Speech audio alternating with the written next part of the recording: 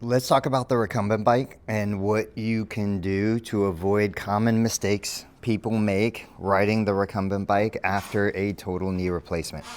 So the first thing that I try to do is I try to set my patient up so that when they are rocking, let's say that I had a right total knee replacement, the patient's working on rocking, they're basically rocking the top quarter of the range of motion.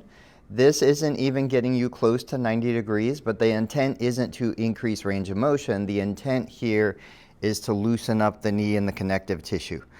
I usually start with the top quarter, then we go down to the bottom quarter and we work this little range of motion. Then we progress to about 50% of the cycle.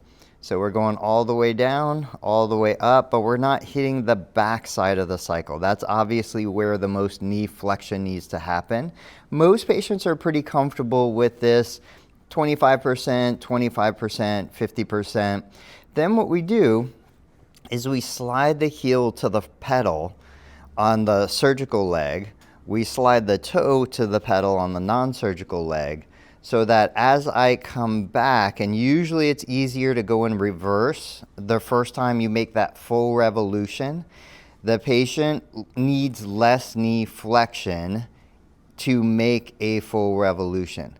And then obviously as this improves, loosens up, we can slide the foot back a little further. We can continue to work on that rotation in reverse, then we can slide back to the ball of the foot. This is going to require the most knee flexion. Once we're able to achieve this in reverse, then we hit it forward. And this is usually the sequence to getting somebody to a full revolution on a recumbent bike after a total knee replacement. I would generally expect about the 4 to 6 week mark where somebody can do a full revolution without significant pain and compensation.